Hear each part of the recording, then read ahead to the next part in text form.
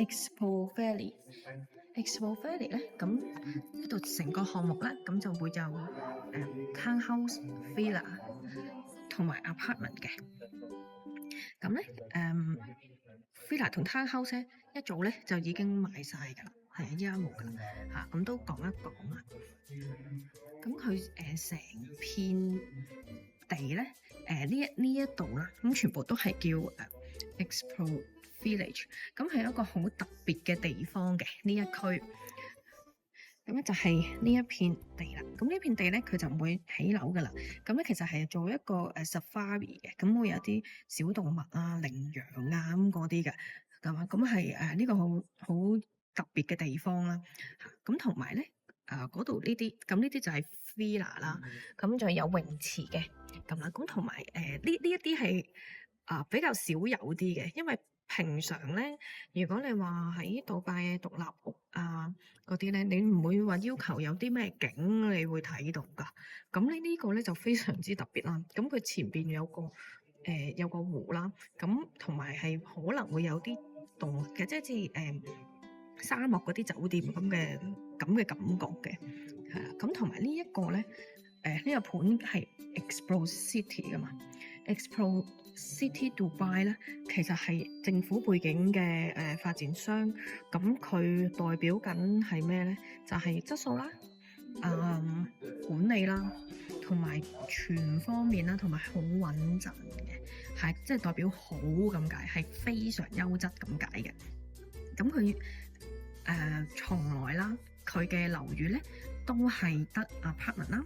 咁佢依家就會有villa 同埋 townhouse 有屋啦，咁所以係俾人搶購晒㗎啦，已經。咁咧佢係唔會再有㗎啦，係啦，佢係唔會再有㗎啦。所以呢一度就俾大家有個資料啦，咁啦。咁咧呢一個 safari 嘅 project 咧，咁佢就會有呢度就賣晒啦。咁咧就會有apartment 啦。咁 apartment 咧，咁雖然咁特別啦，咁同埋咁優質咧，咁佢都唔係話天價嘅。Expo 咧係有保證嘅，好住嘅。咁但係你見佢個樣咧，唔會話哇極度華麗啊咁樣，唔會嘅。佢係平實啦，同埋係你住客啦，住客亦都會住得舒服、安心，同埋就唔會話有啲係個景緻唔好啊，遮住啊，矮層又點啊。咁其實佢連個設計啊，quality 唔使擔心㗎啦。佢入內部嘅質素啊嗰啲係唔需要擔心。佢地段咧，我稍後同大家講。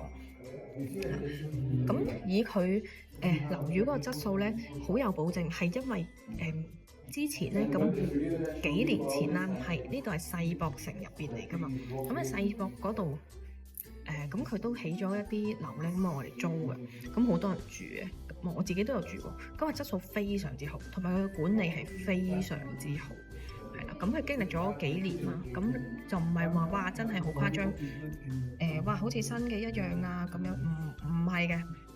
但係管理團隊專業、快捷，你住客最緊要就係冇投訴啊嘛，係唔會投訴。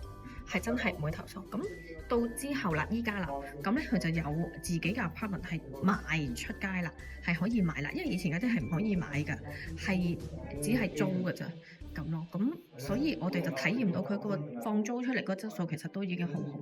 因為放租咧就最緊要咧就係後邊啊，賣完之後嗰個管理或者佢個 quality 真係見真章㗎啦。咁呢個係好有保證嘅。同埋咧，你見到佢嘅設計啦，呢個設計咁屋苑嘅前邊咧係咁樣咯。你見到佢咧，其實唔係一樣高㗎，佢唔係一樣高，係啦。咁咧變咗佢後邊嗰一棟咧嘅內園景，其實都可以睇到成個呢個 village 嘅景緻咧，係好開揚啦，係啦。咁你梗係話咁對住呢邊就梗係開揚啦。咁你內園嗰啲又點咧？咁其實開邊呢幾棟基本上都冇呢個問題嘅。內園景仲有2位特別嘉賓未出場啊！如果你想知道係乜嘢，敬請留意我哋嘅下一集啦。